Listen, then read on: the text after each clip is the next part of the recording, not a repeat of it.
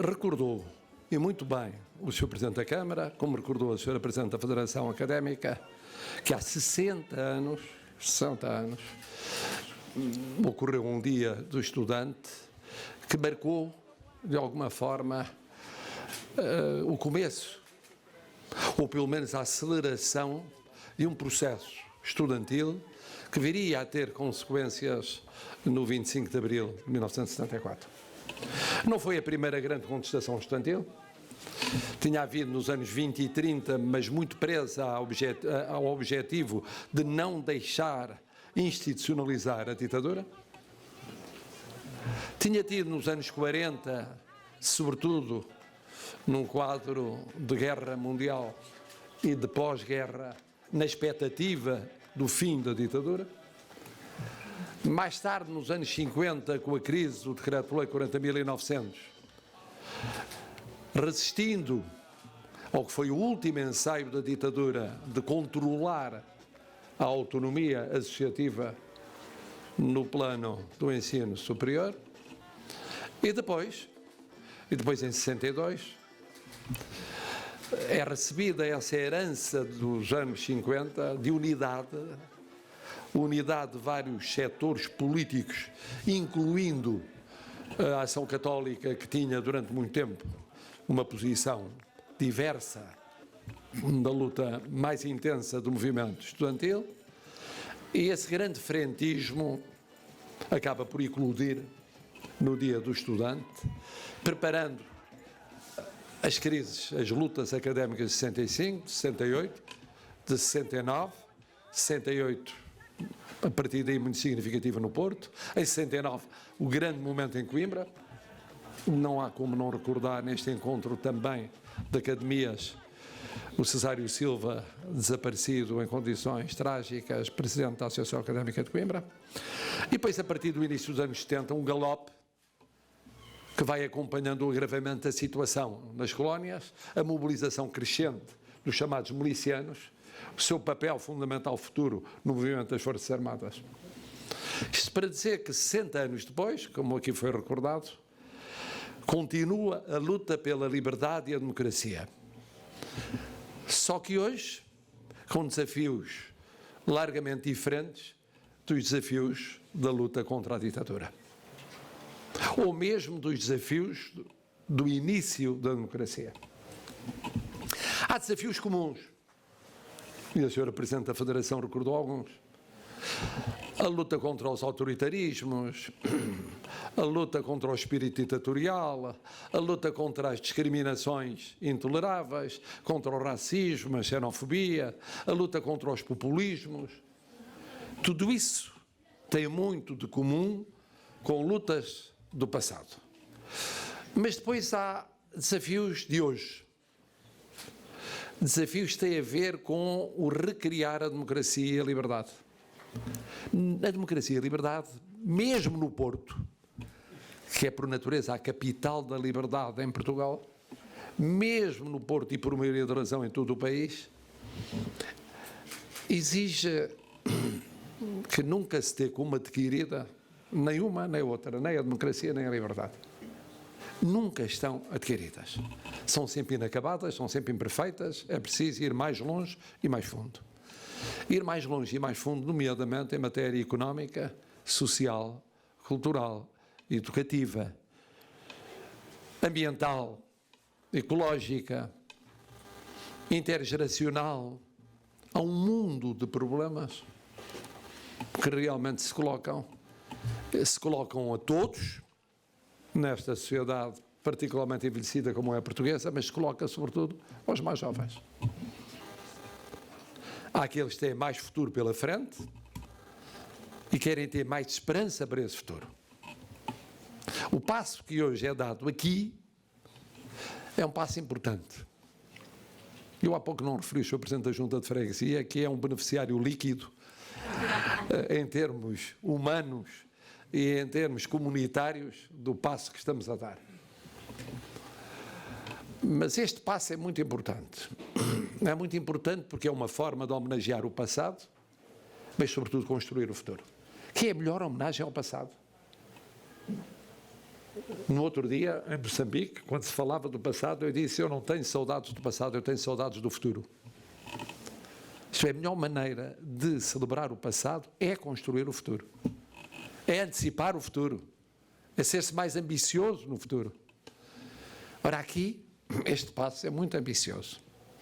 É muito ambicioso da parte da Câmara Municipal do Porto. E por isso felicito calorosamente o Sr. Presidente Rui Moreira. Porque é ambicioso em tudo. É ambicioso na ideia de que é fundamental apostar na juventude. É ambicioso na ideia de que é fundamental apostar na educação. É ambicioso na ideia de que é fundamental apostar no ensino superior. É ambicioso na ideia de que é fundamental apostar numa visão urbanística que signifique o cruzamento de várias gerações, de várias experiências culturais. E que seja aqui que se cruzam jovens, estudantes, com moradores menos jovens, mas portadores de uma história do lugar. Em tudo isso é ambicioso, até é ambicioso na ideia de entregar a gestão à Federação Académica do Porto. Tudo é ambicioso, mas é isso que se espera de um grande autarca e é isso que se espera de uma grande autarquia. Que seja ambiciosa, que seja pioneira, que seja precursora, que faça primeiro o que outros vão fazer depois. E é o que acontece aqui. Eu não falo já disse o Sr. Presidente da Câmara, do ambiente humano à volta. Abre-se a janela e uma vizinha diz adeus e imediatamente comenta o que vai ser a vida.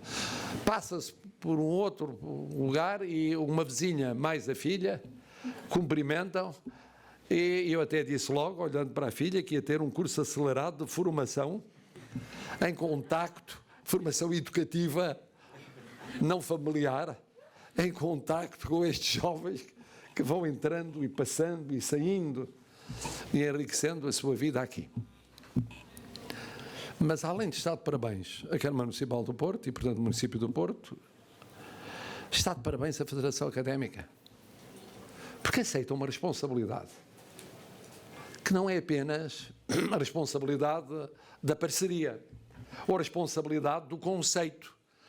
Serem os próprios colegas, companheiros de aventura académica a elaborarem o conceito arquitetónico do espaço. Mas aceita a responsabilidade da gestão desta nova estrutura e que será uma de várias, já anunciada pelo Sr. Presidente da Câmara.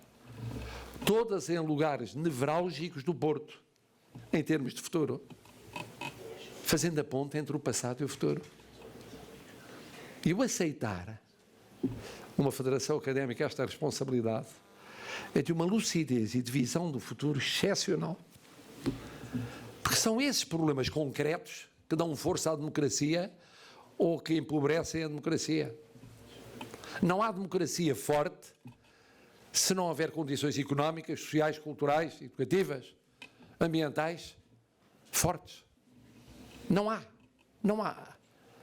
A democracia não é apenas o voto, que é fundamental. Não é apenas a liberdade e o pluralismo expressa na atividade partidária, outros movimentos políticos, outros parceiros económicos e sociais. Ou todos os dinamismos da sociedade civil, é tudo isso. Mas ela não é forte se não houver a correção da pobreza, das desigualdades, das discriminações, a possibilidade de acesso daqueles que não podem àquilo a que têm acesso aqueles que podem. E aqui, acesso à habitação num período crucial da vida dos jovens. Num momento muito difícil, como foi aqui recordado. Porque dir-se, toda a sociedade portuguesa sofreu com a pandemia, sofreu. Mas há, em particular, dois estratos que sofreram mais. Os muito, muito idosos, por razões de saúde, da precariedade em termos de solidariedade social, e porque isso representa um choque no momento em que a sua capacidade de reação individual está diminuída. Mas depois os jovens, as crianças e os jovens. Para elas e para eles é uma experiência única. É uma pandemia única num século. Porque não tiveram essa experiência. Nem sequer tiveram a experiência das epidemias de alguma dimensão, de algum vulto que nós conhecemos. Porque passaram 2 décadas, 3 décadas, 1 década e tal. É um choque. Viver uma comunidade educativa de forma não presencial não é o mesmo de viver de forma presencial. Completamente diferente. Mas o digital permite hoje ao ensino superior fazer o que não se podia fazer no passado, mas não substitui a alma. E essa alma é dada pela presença. Não se transmite a alma pelo digital da mesma maneira. Não é só os abraços, eu acompanho calorosamente na ideia de cá vir a quando da queima das fitas, e já fiquei a saber que é na primeira semana de maio, mas cá virei, ou no começo ou no fim, naturalmente, se devidamente autorizado pelo guardião municipal, Sr. Presidente da Câmara, mas é mais do que isso, é mais do que isso. E os jovens sofreram a pandemia e os seus efeitos.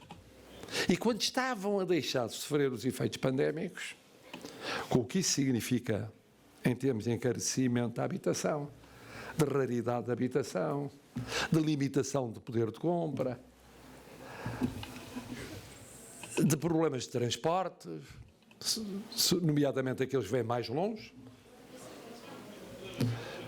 cai, como disse o Sr. Presidente da Câmara, esta guerra injusta, ilegítima, injustificável, do ponto de vista moral, ético, jurídico, político, até do bom senso, do chamado senso comum, até do senso comum, com a imprevisibilidade dos efeitos, mas com a previsibilidade de que eles vão cair sobre todos e também sobre os jovens.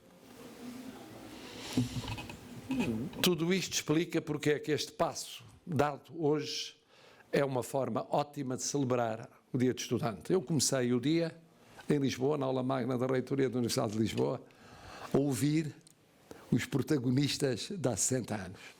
E cada um deles deu o seu testemunho, um ou outro mais antigo ainda, outro um pouco mais recente, final dos anos 60. E assim se evocou o passado, o que é importante. É importante ter memória. Sociedades sem memória são sociedades que cometem os mesmos erros várias vezes e com uma ligeireza total. Mas faltava este complemento fundamental.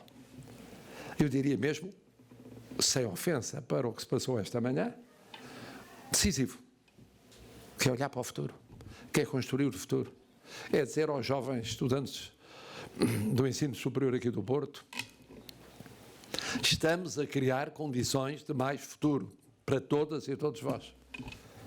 E nisso o Porto é, como tantas vezes foi na história da luta pela liberdade e pela democracia, é pioneiro. Para o Presidente da República, isso é muito gratificante. Muito gratificante. Porque no momento em que abrimos as televisões, as rádios, lemos os jornais e encontramos os horrores, as tragédias da guerra, ou ainda as dúvidas ou os efeitos negativos da pandemia, é bom haver destas notícias. Não sei se merecerão, no clima total que é realmente complicado, muito complicado, o relevo que normalmente mereceriam. Mas é justo que mereçam.